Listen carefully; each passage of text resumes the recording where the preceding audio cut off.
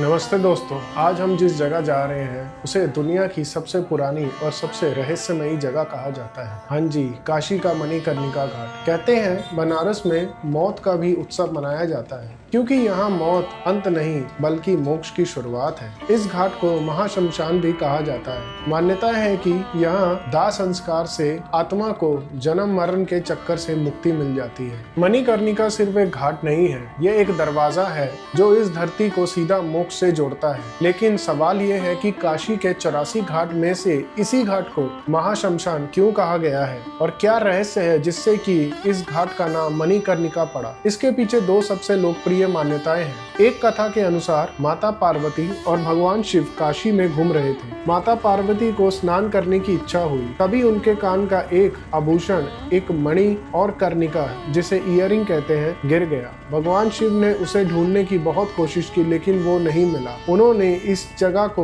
वरदान दिया कि जो भी यहाँ अंतिम संस्कार करेगा उसे सीधा मोक्ष मिलेगा। और क्योंकि माता का गहना यहाँ गिरा इसलिए नाम पड़ा मणिकर्णिका। एक और कहानी कहती है कि जब विष्णु जी की तपस्या से खुश होकर महादेव यहाँ प्रकट हुए तो वो इतने प्रसन्न हुए कि उन्होंने नृत्य करना शुरू कर दिया। उस नृत्य के दौरान उनके कान की बाली गिर गई। महादेव ने इस जगह को इतना पवित्र बताया कि उन्होंने इसे अपना आनंद वन भी कह दिया। लेकिन मणिकर्णिका की सबसे हैरत अंगेज बात उसका इतिहास नहीं, उसका वर्तमान है। यहाँ की अग्नि पिछले हजारों सालों से एक बार भी नहीं बुझी है। इतिहास के पन्नों को पलटे तो पता चलता है कि मणिकर्णिका घाट का जिक्र 4th सेंचुरी के गुप्ता इंस्क्रिप्शन में भी मिलता है। लेकिन आज हम जो ढांचा देख रहे हैं वो अलग अलग दौर में बनाया गया है। 1302 में इसका जिक्र मिलता है, लेकिन 1735 के आसपास इंदौर की रानी अहिल्याबाई होलकर ने इस घाट का पुनः निर्माण करवाया। उन्होंने ही काशी के बहुत से घाटों को वो रूप दिया जो आज हम देखते हैं।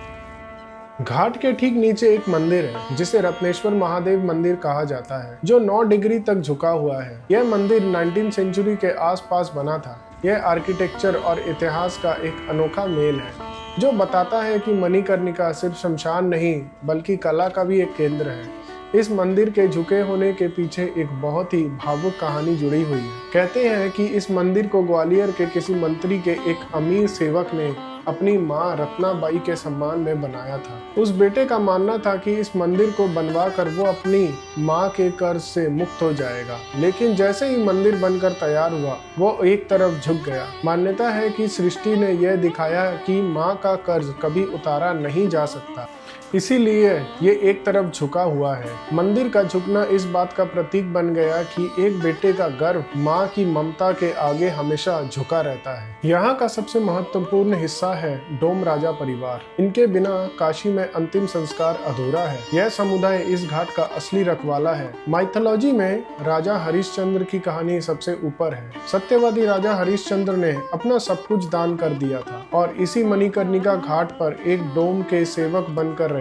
उन्होंने अपने मरे हुए बेटे के लिए भी शमशान टैक्स मांगा था, जो दिखाता है कि नियम सबके लिए बराबर है। आज भी डोम राजा का परिवार उसी परंपरा को निभा रहा है। यहाँ मौत का सिलसिला 24 घंटे 365 दिन चलते रहता है। इतिहासकार कहते हैं कि दुनिया में ऐसी कोई जगह नहीं है जहाँ इतनी सदियों से लगातार आग जल रही हो।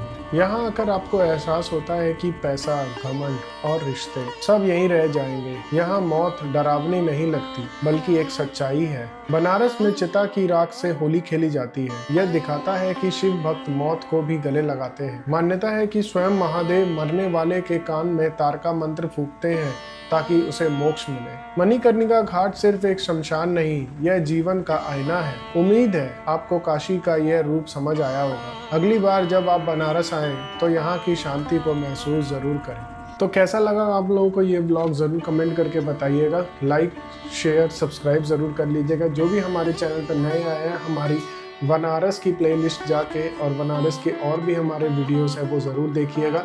सो मिलते हैं आप लोग से नेक्स्ट ब्लॉग में। बाय।